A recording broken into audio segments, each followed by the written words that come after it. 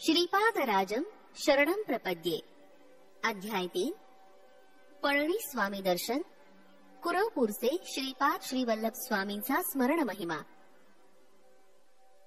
विचित्रपूर सोडून मी 3 दिवस प्रवास केला। मार्गात अन्न पाण्याची व्यवस्था ईश्वर कृपेने होत होती। 4थ्या दिवशी अग्रहारपूरला पोहोचलो। तेथील एका ब्राह्मणाच्या घरासमोर उभं राहून ओम भिक्षां देही असं म्हणून भिक्षा मागितली। त्या घरातून एक अतिशय क्रोधायमान झालेली एक स्त्री बाहेर आली आणि ती म्हणाली, भात नाही, लात नाही। मी थोडा वेळ तसाच दारासमोर उभा राहिलो। थोड्याच वेळात त्या घरातील गृहस्थ बाहेर आले आणि म्हणाले, माझ्या पत्नीनं रागानं माझ्या डोक्यावर मातीचं मडकं फोडलंय आणि आता त्याच्या किमती एवढे पैसे आणून द्या असं म्हणून घरातून बाहेर घालवलंय। मी आपणाबरोबर येतो, दोघं मिळून भिक्षा मागूया। मी म्हटलं, समस्त जीवांना अन्न पाणी पुरवणारे सर्व व्यापी असलेले श्री दत्तप्रभूच आहेत। या समोरच्या पिंपळाच्या झाडाखाली बसून आपण त्यांचं चिंतन करूया। आम्ही दोघं त्या विशाल पिंपळाच्या छायेत बसून श्री दत्तप्रभूंचं भजन करू लागलो। भूक लागल्यामुळे आवाज सुद्धा अगदी बारीक येत होता। इतक्यात तिथं विचित्रपूरच्या राजाचे दूत आले आणि म्हणाले, आमच्या युवराजांना बोलता येऊ लागलंय। राजे साहेबांनी तुम्हाला घेऊन या अशी आज्ञा केलीये। आपण आमच्या बरोबर घोड्यावर चलावं। मी म्हटलं, मी एकटा येणार नाही, माझ्या बरोबर माझ्या मित्रास येऊ देत असल्यास मी येईन। त्या राजदूतांनी माझी विनंती मान्य केली। आम्हा दोघांच घोड्यावर बसून ते दूत राजवाड्याकडे निघाले। त्या गावचे लोक आश्चर्याने पाहत होते। राजवाड्यात पोहोचल्यावर राजाने आमचं स्वागत केलं आणि म्हणाला, तुम्ही गेल्यानंतर आमचा युवराज एकाएकी बेशुद्ध पडला। आम्ही घाबरून गेलो। राजवैद्यांना बोलावलं, परंतु ते येण्याच्या अगोदरच युवराज शुद्धीवर आला। त्याने डोळे उघडून दिगंबरा दिगंबरा श्रीपाद वल्लभ दिगंबरा अशा मंत्राचा उच्चार करण्यास सुरुवात केली। थोड्या वेळानं युवराजाने सांगितलं की तो बेशुद्ध असताना एक 16-17 वर्षाचा अजानुबाहू अत्यंत दैदिप्यमान कांतीचा एक यती आला। त्यांनी युवराजांच्या जिभेवर विभूती घातली आणि त्याच क्षणी त्याला वाचा प्राप्त झाली। राजाने विचारलं, ते यती कोण होते? श्री दत्तप्रभूंशी त्यांचं काय नातं आहे हे सारे विस्तारपूर्वक सांगावं। मी सांगितलं, युवराजाला दिसलेले 16-17 वर्षाचे दिव्य स्वरूप यती श्री श्रीपाद वल्लभ होते। त्यांनीच युवराजाला वाचा प्रदान केली। ते श्री दत्तप्रभूंचे कलियुगातील अवतार आहेत। त्यांच्या दर्शनासाठीच मी कुरवपूर क्षेत्री जात आहे। मार्गात अनेक पुण्य पुरुषांचं संत महात्म्यांचं दर्शन होत आहे। दरबारातील सर्व लोकांनी श्रीपाद श्रीवल्लभांचा एकमुखानं जय जयकार केला। राजानं मला आणि माझ्या बरोबर आलेल्या त्या गृहस्थाला सुवर्ण मुद्रा दान दिल्या। त्या घेऊन आम्ही निघालो। राजाच्या राजगुरूनं म्हटलं, आपणामुळे आमचा ज्ञानोदय झाला आणि दत्त महिमा कळाला। आम्ही आतापर्यंत वैष्णव आणि शैव या भेदात पापच करत होतो। आपणच आम्हाला खरा मार्ग दाखवला। आमच्या बरोबर माधव नंबूद्री नावाचा एक ब्राह्मण सुद्धा कुरवपुरास श्री स्वामींच्या दर्शनास निघाला। आम्ही तिघं विचित्रपूर सोडून अग्रहारपूर या गावी आलो। माझ्या बरोबर आलेल्या अग्रहारपूरच्या गृहस्थानं राजानं दिलेल्या सुवर्णमुद्रा आपल्या पत्नीस दिल्या। ती अत्यंत आनंदित झाली। तिनं सर्वांना यथेच्छ भोजन दिलं। त्यानंतर ती श्री श्रीपाद वल्लभांची भक्त झाली। मी आणि माधव नंबूद्री चिदंबरमकडे जाण्यास निघालो। सध्याच्या गुंटूर म्हणजे गर्तपुरी मंडलातील नंबूर गावात अनेक विद्वान ब्राह्मणांचं वास्तव्य होतं। मळयाळ देशातील राजानं नंबूरी येथील अनेक विद्वान पंडितांना आपल्या देशात बोलावून त्यांना राजाश्रय दिला होता। हेच ब्राह्मण नंबूद्री ब्राह्मण या नावानं प्रसिद्ध झाले। हे आचार संपन्न असून परमेश्वरावर दृढ श्रद्धा असलेले वेद संपन्न ब्राह्मण होते। परंतु माझ्या बरोबर असलेला माधव नंबूद्री लहानपणीच माता पित्यांच्या छत्राला मुकला असल्यानं निरक्षर होता। त्याची श्री दत्तप्रभूंवर मात्र गाढ श्रद्धा होती। चिदंबरला गेल्यावर तिथं श्री पळणी स्वामी नावाचा एक सिद्ध महात्मा असल्याचं कळलं। त्यांच्या दर्शनासाठी पर्वतावरील त्यांच्या एकांतात असलेल्या गुहेकडे गेलो। गुहेच्या द्वाराजवळ जाताच पळणी स्वामींनी आम्हाला बघून, माधवा शंकरा, दोघे मिळून आलात, आमचं अहोभाग्य असं म्हणाले। प्रथम भेटीतच नाव माहिती नसताना आम्हाला नावाने हाक मारणारे हे सिद्ध महात्मे आहेत यात तिळमात्र संशय नव्हता। स्वामी म्हणाले, बाबांनो, श्रीपाद श्रीवल्लभांच्या आज्ञेनुसार मी हा देह त्यागून दुसऱ्या तरुण अशा देहात प्रवेश करणार आहे. ती वेळ आता आलीये. मी या शरीरात 300 वर्ष आहे. या देहाचा त्याग करून नूतन शरीरात पुन्हा 300 वर्ष राहावं अशी श्रीपादांची आज्ञा झाली आहे. जीवनमुक्त झालेले, जनन मरण रूप सृष्टीक्रमाला अतीत असलेले आणि समस्त सृष्टीला चालवणारा महासंकल्प म्हणजेच श्री श्रीपाद श्रीवल्लभ. पुढे पळणी स्वामी म्हणाले, अरे शंकरा, तू विचित्रपुरीतील कणाद महर्षींच्या कणाद सिद्धांताविषयी बोलला होतास. त्याचं वर्णन करून सांग. कणाद महर्षींचा कण सिद्धांत. स्वामींच्या प्रश्नाला उत्तर देताना मी म्हणालो, स्वामी क्षमा करा, कणाद महर्षींच्या विषयी आणि त्यांच्या सिद्धांतांच्या बाबतीत मला फारच थोडी माहितीये. मी सांगितलेली माहिती ही श्री दत्तप्रभूंनी माझ्या तोंडून वदवली होती. हे तर स्वामींना ज्ञातच आहे. करुणा स्वरूप पळणी स्वामींनी कण सिद्धांत सांगण्यास सुरुवात केली. ते म्हणाले, समस्त सृष्टी सुद्धा परममूल अशा अणुनी निर्माण झालीये. त्या परमाणूंपेक्षा सूक्ष्म अशा कणांच्या अस्तित्वानं विद्युत शक्ती उद्भवते. हे सूक्ष्म कण महावेगानं आपापल्या कक्षेमध्ये परिभ्रमण करत असतात. स्थूल सूर्याभोवती ग्रह आपल्या भिन्न भिन्न कक्षेतून परिभ्रमण करत असतात. त्याचप्रमाणे हे सूक्ष्म कण सुद्धा आपल्या केंद्रबिंदूस अनुसरून परिभ्रमण करत असतात. या सूक्ष्म कणांपेक्षा सूक्ष्म अशा स्थितीत प्राणीमात्राचं समस्त भावोद्वेगाचं स्पंदन चालू असतं. स्पंदनशील अशा जगात काहीच स्थिर नाही. चंचलता हा याचा स्वभाव आहे. क्षणोक्षणी बदलणं हा याचा स्वभाव आहे. या स्पंदनापेक्षा सूक्ष्म स्थितीत दत्त प्रभूंचं चैतन्य असतं.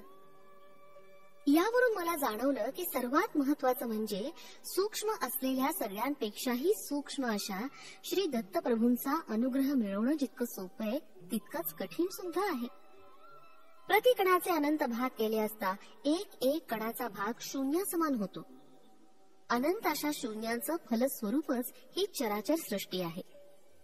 पदार्थ सृष्टी ज्या प्रकारे होते त्याचप्रमाणे व्यतिरेकी पदार्थांचं सुद्धा असतं. या दोहोंचं मिश्रण झाल्यास व्यतिरेक पदार्थांचा नाश होतो. पदार्थाचे गुणात सुद्धा फरक होतो. अर्चावतारात प्राण प्रतिष्ठा केली असता ती मूर्ती चैतन्यवंत होऊन भक्ताची मनोकामना पूर्ण करते.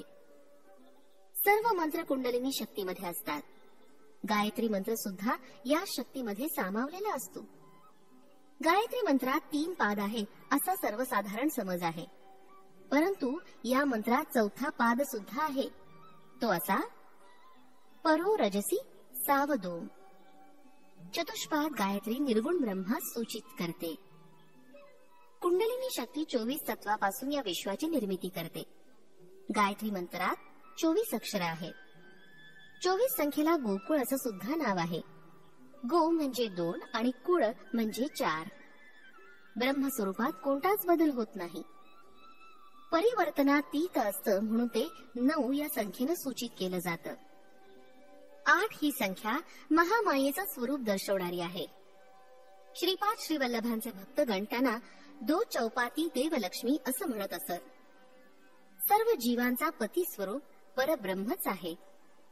पतिदेव म्हणजे 9 संख्या, लक्ष्मी म्हणजे 8 संख्या, 2 म्हणजे 2 संख्या, चौ म्हणजे 4 संख्या सूचित करते. म्हणून 2 चौ पतिदेव लक्ष्मी याचा अपभ्रंश होऊन 2 चौपाती देवलक्ष्मी असा झाला. हे सर्व जीवांना 2, 4, 9, 8 या संख्येची आठवण करून देत असे.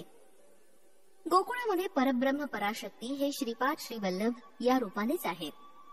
श्रीकृष्ण परमात्मा हे श्रीपाद श्रीवल्लभच आहेत. गायत्री मंत्राचं स्वरूप त्यांच्या निर्गुण पादुके समान आहेत. स्वामी पुढे म्हणाले, बाबा शंकरा, स्थूल मानव शरीरात 12 प्रकारचे भेद आहेत. सर्वांना अनुभवास आलेलं स्थूल शरीर सूर्याच्या प्रभावात आलेलं आहे. श्रीपाद श्रीवल्लभ पिठिकापुरम इथं मानव शरीरानं अवतार घेण्यापूर्वी सुमारे 108 वर्ष या प्रदेशात आले होते. त्यांनी माझ्यावर अनुग्रह केला होता. सध्या ज्या रूपात ते कुरवपूर क्षेत्रात आहेत त्याच रूपात तेव्हा ते इथे आले होते. त्यावेळी आश्चर्यकारक घटना घडली. हिमालयातील काही महायोगी बद्री केदार तीर्थ क्षेत्रातील बदरी नारायणाची ब्रह्मकमळ अर्पण करून पूजा करत होते. ती बदरी नारायणाच्या चरणी वाहिलेली ब्रह्मकमळ श्रीपाद श्रीवल्लभांच्या चरणावर येऊन पडत. हे दृश्य आम्ही स्वतः नेत्रांनी पाहिलं होतं. पळणी स्वामींच्या त्या दिव्य वक्तव्यानं मी अगदी भारावून गेलो. अंगी रोमांच उठू लागलं. मी त्यांना विचारलं, ब्रह्मकमळ म्हणजे काय? ती कुठे मिळतात?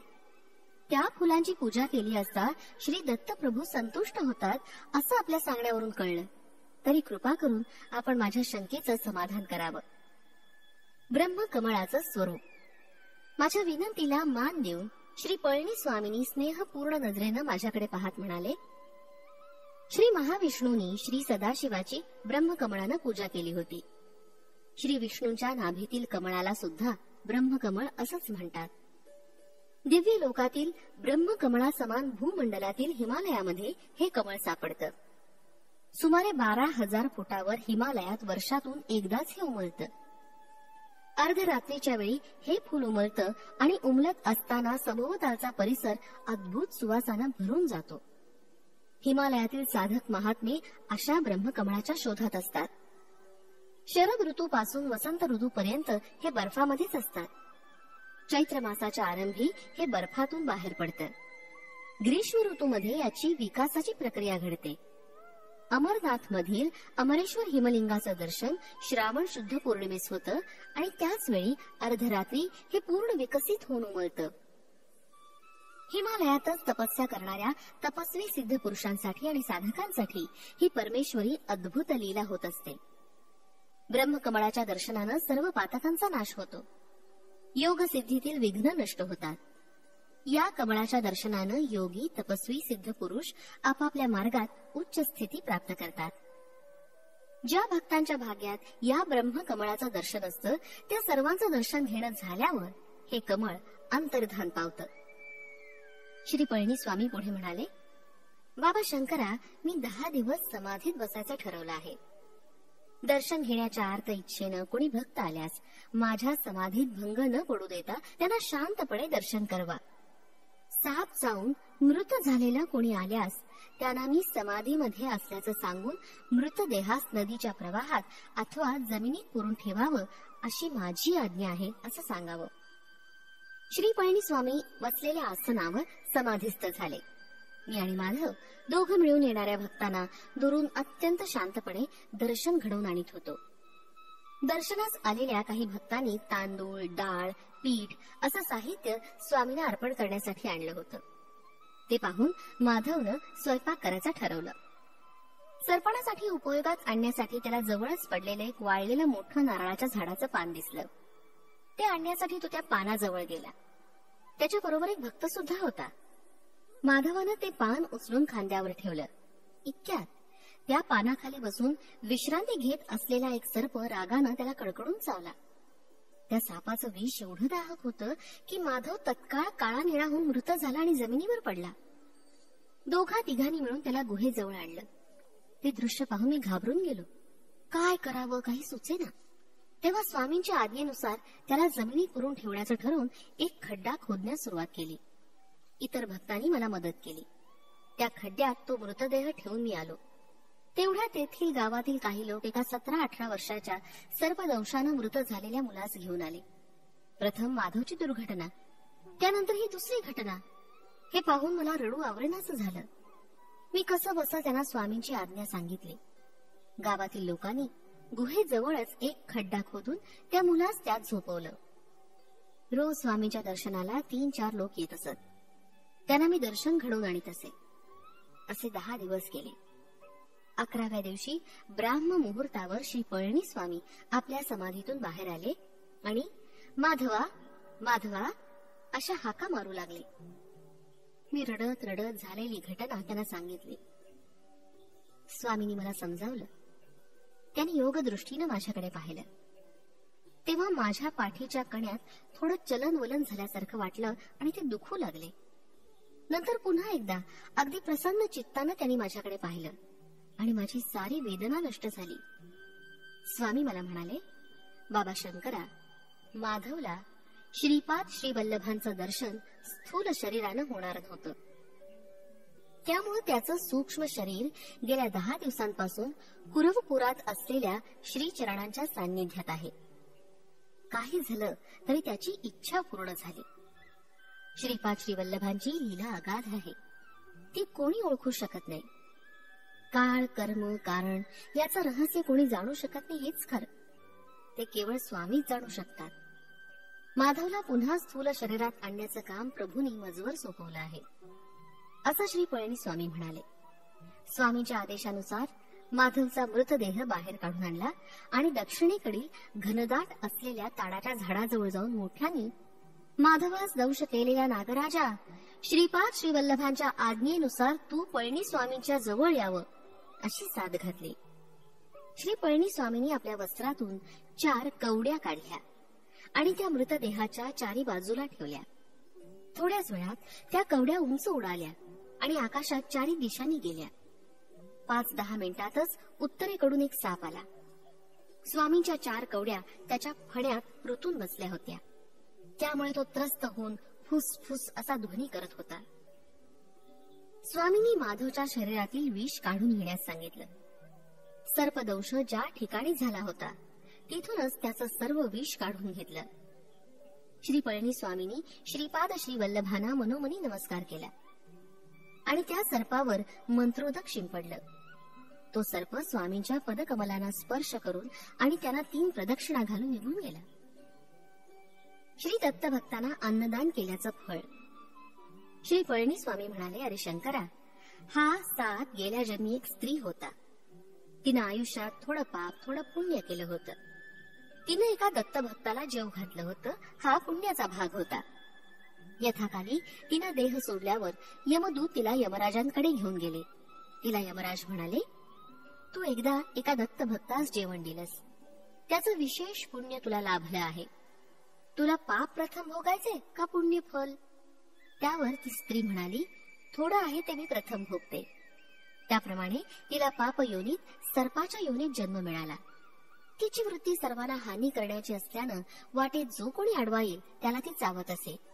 ती स्त्री मानव जन्मात रजोगुणी असल्यानं तिच्या केवळ जवळ गेलेल्या माधवास तिने दंश केला. तिच्या पूर्व पुण्याईनच माधवास तिने दंश केला होता. माधव मात्र पूर्वजन्मीच्या पापामुळे मरणासन्न अवस्थेत गेला होता. कालांतरानं श्रीपाद श्रीवल्लभांच्या कृपेनं त्या स्त्रीची सर्पयोनीतून मुक्तता झाली. योग्य व्यक्तीस केलेल्या अन्नदानाचं फळ. श्री दत्तप्रभू अल्पसंतोषी आहेत. थोड्या सेवेवर ते भक्तास प्रसन्न होऊन अमाप फळ देतात. श्री दत्तांच्या नावानं कोणाही व्यक्तीस अन्नदान केल्यास व जर ती व्यक्ती योग्य असल्यास त्या अन्नदानाचं विशेष फळ लाभतं. अन्नाच्या थोड्या भागानं मन बनतं. अन्नदात्याचं मन, बुद्धी, चित्त, अहंकार शरीर मंगल स्पंदनानं भरून जातं. त्यामुळे त्याच्यात लोकांना आपल्याकडे आकृष्ट करण्याची शक्ती उत्पन्न होते. पुढे पळणी स्वामी म्हणाले, इच्छित वस्तूची समृद्धी म्हणजेच लक्ष्मीचा कृपा कटाक्ष. ही सृष्टी सगळी सूक्ष्म स्पंदनानं सूक्ष्म नियमाने चालत असते. श्रीपाद श्रीवल्लभांचा महिमा. श्रीपाद श्रीवल्लभांचं नामस्मरण लक्ष्मी, धन, ऐश्वर्य, समाधान प्रदान करणारं आहे. त्यांच्या अनुग्रहितांच्या भाग्याचं काय वर्णन करावं? श्रीचरणांच्या अनुग्रहानंच 10 दिवस जमिनीत पुरलेल्या माधवाच्या शरीरास काही झालं नाही. त्याला प्राणदान करणाऱ्या श्रीपाद श्रीवल्लभांची करुणा, दया, भक्त प्रेम हे शब्दांनी वर्णन करता येत नाही. माधवामध्ये चैतन्य येऊ लागलं. त्यानं तहान लागल्यामुळे पाणी मागितलं. श्री पळणी स्वामींनी त्याला समजावून प्रथम तूप पिण्यास दिलं. ते घेतल्यावर फळांचा रस दिला आणि थोड्या वेळानं पाणी दिलं. नागलोकाचं वर्णन. माधव पुनर्जीवित झाल्यानं आमच्या आनंदाला सीमा राहिली नाही.